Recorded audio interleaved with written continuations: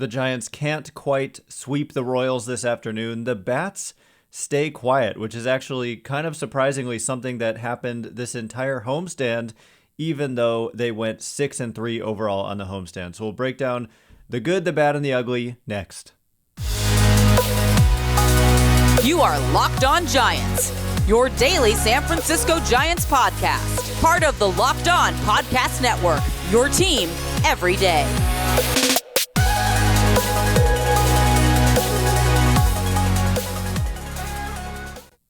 Hello and welcome to Locked On Giants, part of the Locked On Podcast Network, where it's your team every day. My name is Ben Kaspick, and on the show we provide daily episodes Monday through Friday, talking about the San Francisco Giants in a way that's data-driven and rational, but also simple, passionate, and accessible to all. I'm a former contributor for the baseball statistics and analysis websites Beyond the Box Score and Rotographs. I've been podcasting about the Giants since 2015, and I'm a lifelong fan. Thank you for making Locked On Giants your first listen every day. We're free and available wherever you get podcasts. And coming up on today's show, unfortunately, we don't get to talk about another sweep. The Giants' bats were just kind of nowhere to be found in this game today as the Royals salvaged a game in the series. The Giants' defense sloppy in the first inning, and it was too much to overcome, which really shouldn't happen. This is a team in the Royals. I mean, you hold them to 3 runs in the game, and you should win that game. The Giants only able to get 2 runs. So this is surprisingly, in a way, right, because they had such a good homestand, the Giants actually did not have a good offensive homestand at all. And so in a lot of ways, you feel like they're fortunate to have had a 6-3 homestand. But at the same time, the hitting on the whole on the season has been a strength, and they're among the league leaders in runs per game. They've kind of fallen in weighted runs created plus, just as an overall overarching number that isn't just about runs. It's about kind of the underlying numbers behind the runs. So we'll talk about all of that. But what did happen on this homestand is that they pitched and played better defense, which is something that we just did not see with consistency for much of the first third of the season. So that's great in a lot of ways that the pitching has kind of come around. But at the same time, it's unfortunate that the bats have gone a little bit quiet, so they're not playing necessarily their best baseball right now. And you're facing a team in the Royals that you really should be putting up at least your season averages, 5 runs a game or so. And they did. For the first 2 games, they averaged 5 runs. They got 6 and then 4, and today 2. So ultimately, what is that, 12? So 4 runs a game in the series. So they got close, but today only 2 runs, and they just needed 2 more. And then in the first inning, the defense, there was a play that honestly I can't quite explain why Mike Yastrzemski didn't really go after the ball as hard as he could have. I think, as a former outfielder myself, what it looked like to me was that the ball was kind of tailing away from him and towards the right fielder, Luis Gonzalez. And it looked like Yastrzemski just kind of assumed that Gonzalez was going to be able to get there instead of going hard after it himself, which is a little bit counterintuitive as a center fielder. When the ball's tailing away from you and you're worried about a collision, you just kind of think that the guy who it's tailing towards might be the guy who ultimately makes the play. But it looked like Yastrzemski just kind of made that assumption without. You still want to go hard after the ball, and if you could say you if you don't think you can catch it. But to me, it was a catchable ball, but he just kind of drifted in the direction of it, and then it just fell. And if he had been running hard, it looked like he would have been able to get there. So it fell, and that was a big play. It turned out to be a double, and there was already a runner on base. So the runner on first actually wasn't able to get a good jump because he too thought it was a catchable ball. So it ended up runners on second and third with 1 out. And then was it a pop-up? I think it was a pop-up that Sam Long was able to get. So it looked like the Giants might be able to get out of that inning, kind of navigating around the defensive misplay that won't get charged as an error, but was a defensive misplay. I want to get to fielding percentage and just the irrelevance of fielding percentage, because there was a graphic shown in the game last night, and I made a comment on Twitter about how catcher fielding percentage is one of the least relevant statistics that I can think of. Well, that was an example for Yastrzemski. It doesn't show up in fielding percentage, but it was a big play and a defensive miscue. I'd like to hear what he has to say about it. I didn't see anybody else comment on that in terms of the reporters. I'm not there asking him questions, so I'm not sure we'll ever get an answer from him about what happened. Because if he just says, look, I was running as hard as I could and I couldn't get there, that's not what it looked like, but I'd be interested to see what he has to say. Because my point is that I think he would probably tell you he should have caught that ball. So we'll see if anything comes out about that. But anyway, Giants looked like they might get out of that inning. And then with 2 outs, there's kind of a tough ground ball, which is something it disappeared for a little while, but now we've seen it a little bit rear its ugly head again. Kind of an in-betweener ground ball for Crawford where it's not right to him. It's kind of slowly hit, so he has to charge it, and he has to range far to his left. And it took a bad hop, yes, but that's a play he needs to make as well. And it kicked off his glove, and it kicked far enough away that it obviously allowed the guy from third to score on the play with 2 outs. But it also allowed the runner from second base, Bobby Witt Jr., who's like the fastest guy in baseball, he was able to score as well, running through a stop sign. Overly aggressive stop sign, I might add, with a miserable Royals offense combined with the fact that there were 2 outs and he's the fastest guy in the game. That is an automatic send. But they held him up, thankfully for the Royals, not thankfully for the Giants. He ran through the stop sign and scored easily. And so that was 2-0, and the Giants couldn't best that all game. That was it. And so, unfortunately, it was kind of a return of the ugliness, so, kind of like the game in Colorado, the third game of that series. So the less we see of that, the better for the San Francisco Giants. But we have seen the defense show up in that way and just kind of weird. They weren't hits. I mean, I guess the one that Yastrzemski didn't catch is technically a weird hit because it's a ball that should have been caught. So, yes, the defense plays a role in the pitching, not necessarily quite living up to expectations. But overall, on this homestand, it's hard for me to get too negative when we just take a step back. If you would have told me when the homestand started that the Giants would go 6-3, that they would sweep LA, I would 100% take that. I mean, just forget sweeping LA or not. 6-3 on the homestand, that is winning every single series in theory. You lost the series to the Rockies. That's the one that kind of got away. You got to win that series, but then you sweep the Dodgers, so that makes up for it. So anyway, turning the page, I want to talk a little bit about some of what we saw in last night's game. We'll talk about that catcher fielding percentage thing, and then also, how about the throw from Luis Gonzalez nailing a runner at home in the second game of this series? It was a huge play in that game with Logan Webb on the mound. So we'll talk about that in just a second. But first, whether you're ready to pop the question or you're celebrating a milestone moment, find jewelry as unique as her with the modern convenience of online shopping at BlueNile.com. Looking for fine jewelry but having trouble choosing? Blue Nile has jewelry experts on hand 24/7, available via phone or chat to help you find a memorable gift at every budget. To me, this is the future, not being required to go into a store and deal with perhaps a little bit more pressure than you would get online. Instead, you can do these major things like find fine jewelry online now at BlueNile.com. So make your moment sparkle with jewelry from BlueNile.com, and Locked On Giants listeners get $50 off purchases of $500 or more. This podcast exclusive includes engagement. Use code LOCKEDON, that's code LOCKEDON, plus every order is insured, ships free, and arrives in discreet packaging that won't give away what's inside. Shop stress-free and find your forever peace. Go to BlueNile.com today.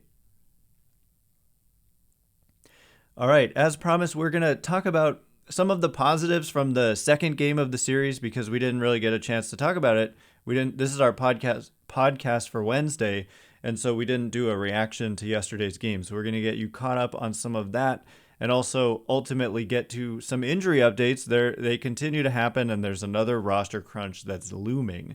So we'll set the stage for that. The ultimate NBA mock draft starts June 16th. That's tomorrow, with over 50 insiders.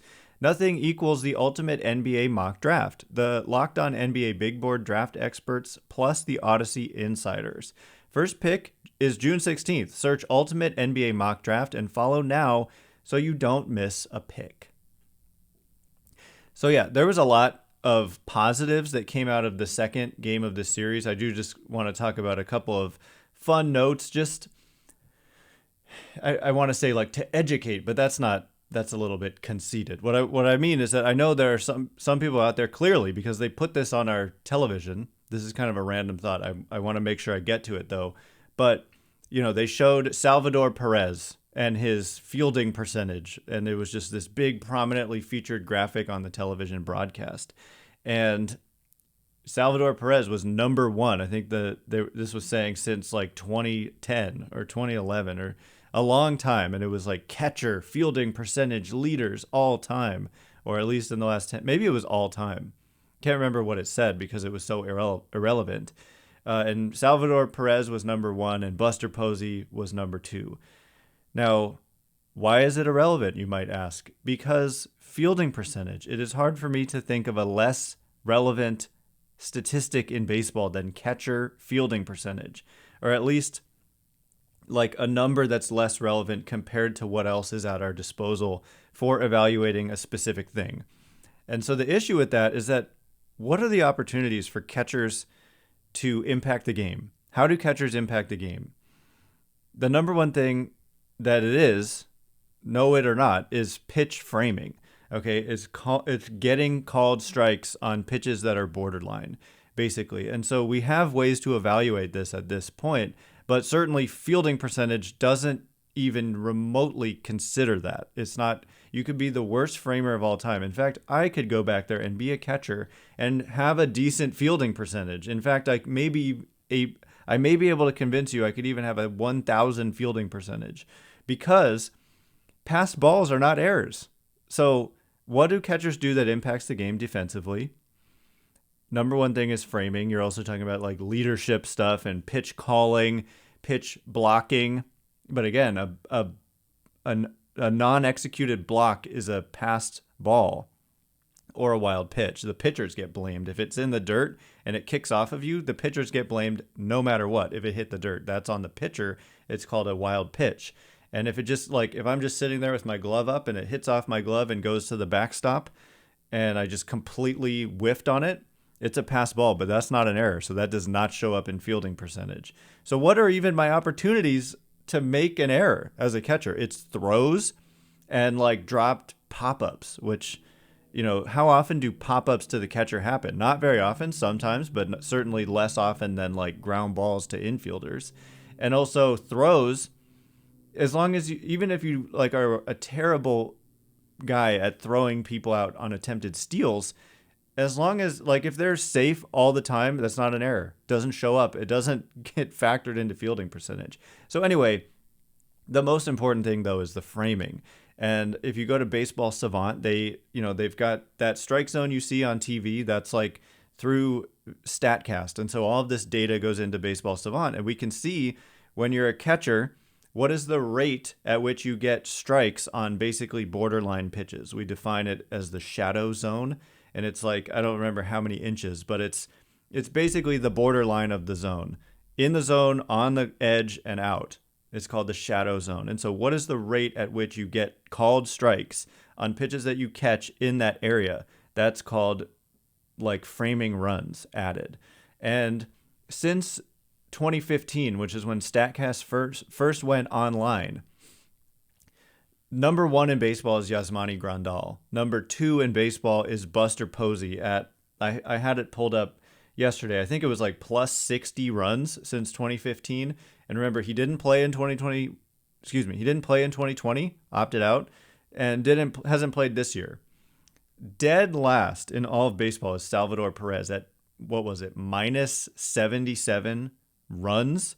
That's a lot of runs. We're talking since 2015. So we're talking over 10 runs per year that he's costing the Royals with his framing.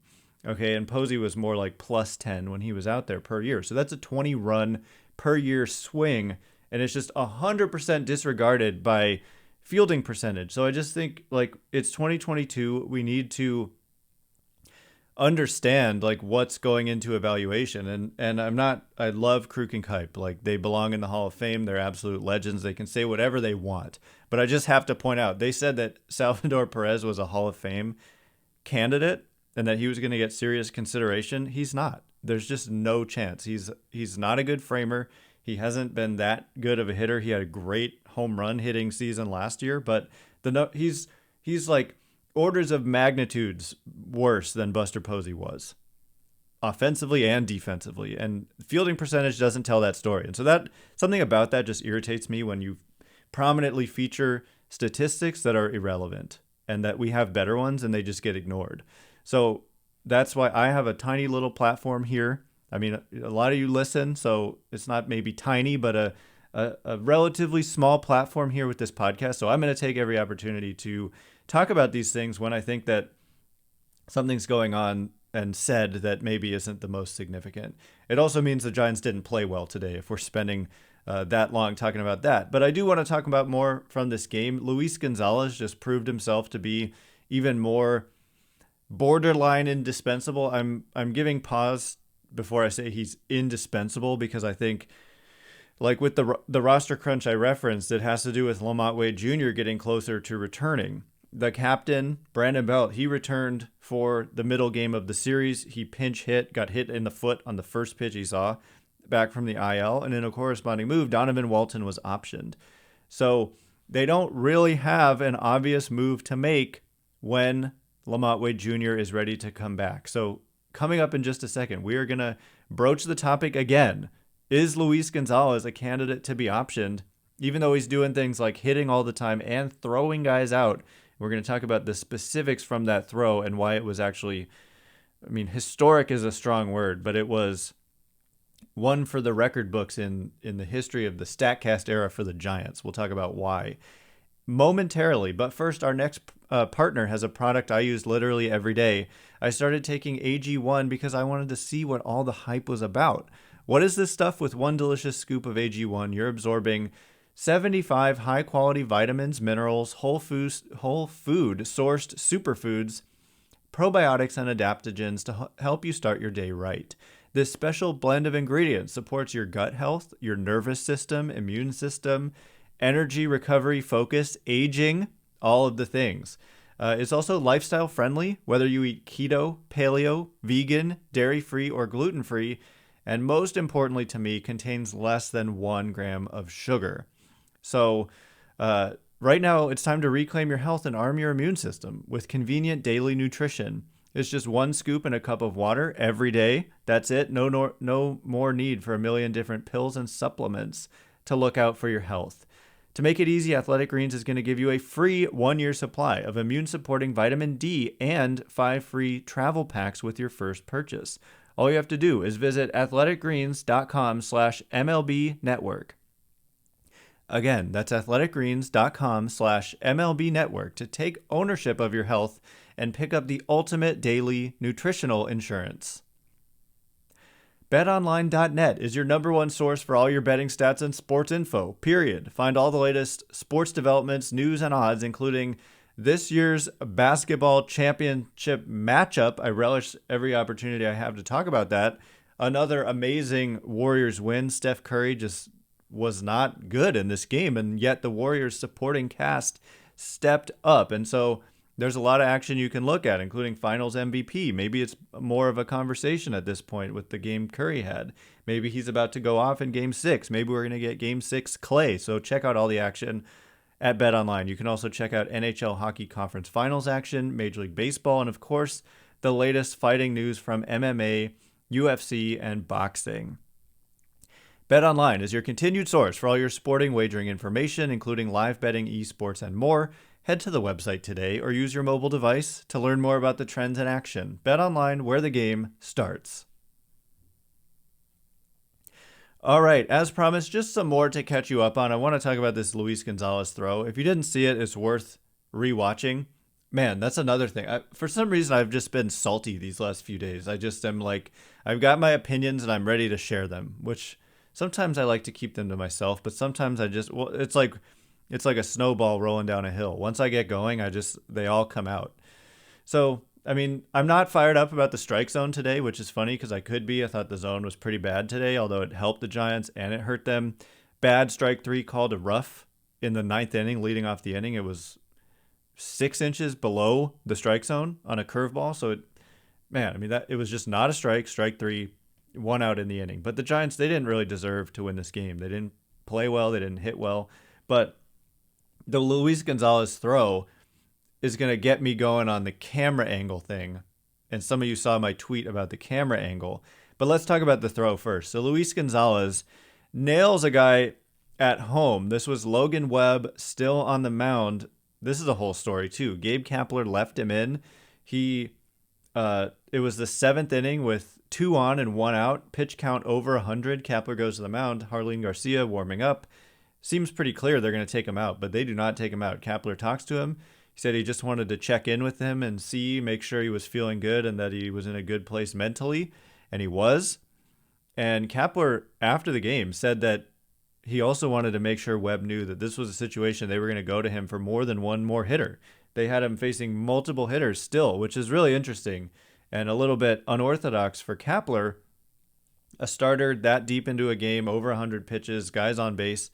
But Kapler said the stars were aligned in that situation and that Webb was going to keep going. But anyway, with 2 outs, he did give up a hit with 2 guys on to right field, and it looked like, okay, it's going to be, was it 3-0 at that point? I think it was 3-0. So it's going to be 3-1. Run's going to score. There's still going to be guys on base, and maybe you take him out at that point. But what happened was Luis Gonzalez came up firing, threw a ball 97.4 miles an hour from right field to home, and Austin Wins behind the plate on the backhand digs out a tough hop, and then he has to turn to his left and get the glove in front of the plate. There was a play, not to bury him, kick him while he's down, but Joey Bart waited for the runner to come to his glove, and the guy honestly scored, and they called him out, and they reviewed it, and they still called him out. They upheld it, but he was safe because Bart didn't get the glove to the legs. He didn't aggressively try to tag him before. He just kind of held his glove there and let the guy come to him. If you're the catcher, you got to go after that guy's legs as he's sliding in. Can't run the risk of them sneaking that leg in before you get the tag down. So Austin Wins did no such thing after making an incredibly difficult backhanded pick out of the dirt. Spins, turns, sticks his glove into the lane of the runner, which you're very much allowed to do once you have the ball. It's not about you're allowed to block the plate once you have the ball. And he did with his glove and got the tag on the guy's legs just before he was able to come in and cross the plate. And so a great play by Wins, but obviously also a great throw from Luis Gonzalez. And what's noteworthy about this, maybe not historic, as I said earlier, but very much noteworthy, is that it's, again, since 2015, which is when the StatCast thing went live and we started to get data on everything, you can see how hard an outfielder threw the ball, just how hard anybody on your field who's not the pitcher or the pitcher throws the ball, on an assist. And for the Giants, it was the second hardest throw from an outfielder on an assist since StatCast went live. And the hardest throw was Austin Slater, July 24th, 2018. Somehow he threw a ball 99.6 miles an hour. But for Gonzalez, it was the second hardest at 97.4. Giants haven't had a ton of great assist arms, but Gonzalez, he's got a good arm. He was a pitcher and a hitter in college, and we've obviously seen him pitch for the Giants this year, although his specialty pitch is a 38-mile-an-hour eephus.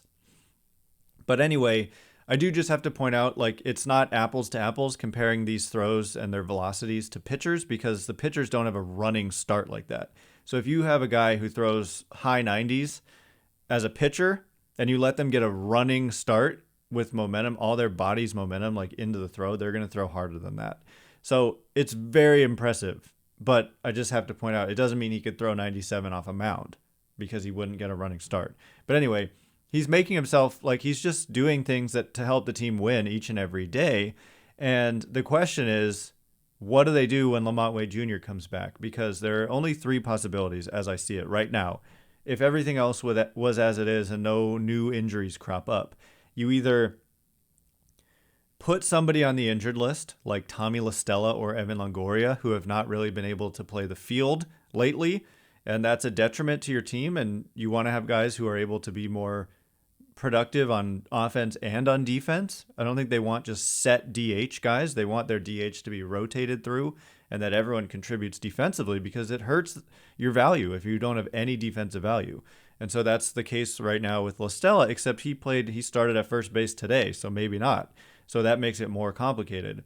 Evan Longoria hasn't been able to play the field. So I think if they had to make the decision today, one of those guys might be the move, just to buy them some time. But they have to stay on the injured list for at least 10 days. The other possibility is to option a pitcher or to put a pitcher on the injured list, but optioning a guy would make more sense, like Mauricio Llovera potentially.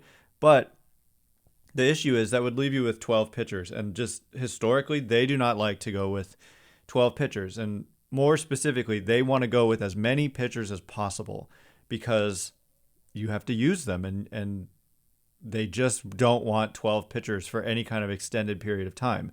In a short-term situation, maybe, but they're not going to stick with that. And so that's not really a long-term solution.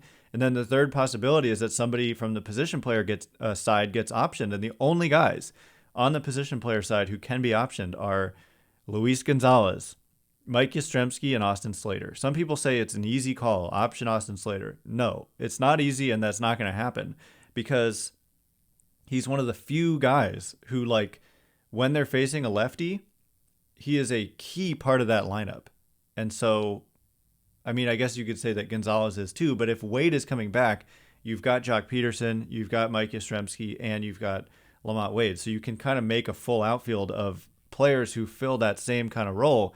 Whereas with Slater, there's not other guys on the roster who do that. And so to me, he's more indispensable even, believe it or not. And he plays great defense. Somebody said he was terrible in center field or just a terrible defender in general. That is completely not true. He is one of the better defenders they have and a legitimately good defensive center fielder. So I think the decision for now would look like an IL for me for a position player, La Stella or Longoria. It can't be a catcher because you need at least two, and they only have two on the roster. So it's going to be tough. And Wade is supposed to start a rehab assignment this weekend. So we'll see. It is something to start paying attention to, though. I guess I don't really have time to get into my soapbox about camera angles. I'll just quickly say it. Number one, when there's an outfield throw, stop showing the runner running towards home as a cutaway shot. Just show. We never get to see throws from the outfield because they cut to the runner, like who's steaming down the line. If you show the high home angle, you can see the runner coming in as the throw's coming in. Why do we cut away so you don't see the throw? Imagine if on an infield play, as soon as the infielder's about to make a strong throw, they cut to the guy running up the first baseline. No, you want to see the throw. So show me the throw. We didn't get to see Luis Gonzalez's throw in real time because we were just seeing a runner run. I want to see the throw. And there was a whole article written about this that it continues to be referenced, and I completely agree. Number two, the camera shot behind home plate where you just see the umpire's backside and you can't even see the catcher is one of the worst camera angles in baseball for a live pitch shot. Fine for a replay of a pitch. If you want to get your pitching ninja highlight, fine, go for it. But a live shot, we need to start a petition because it is unwatchable pretty much. You can't see the swing, you can't see. It doesn't do a good job of showing the quality of the pitch. I'm sorry, but it doesn't look like it looks in the box. I know it supposedly does, but it's 1,000 times nastier if you're actually standing in the box and you can see the shape better from behind the pitcher. And you can't see the swing. I think I already said that. You can't see the location of the pitch. There are so many problems with it, so I just had to get that out there. Start a petition. Let's do it. Okay, anyway, that is all the time we have for today. Coming up tomorrow, we're going to be getting to a mailbag. So look out tonight on Wednesday for the prompt and ask away. And we'll get to those questions tomorrow before the Giants head to Pittsburgh and Atlanta for this road trip. Once again, my name is Ben Kaspick. Check me out on Twitter at Ben Kaspick, Kaspick. If you like this show, please consider rating it or leaving a review. Helps me out a lot. So thanks in advance, and thank you to everyone who's done so already. I can't wait to be with you again tomorrow. Thanks again for listening. Stay locked on Giants.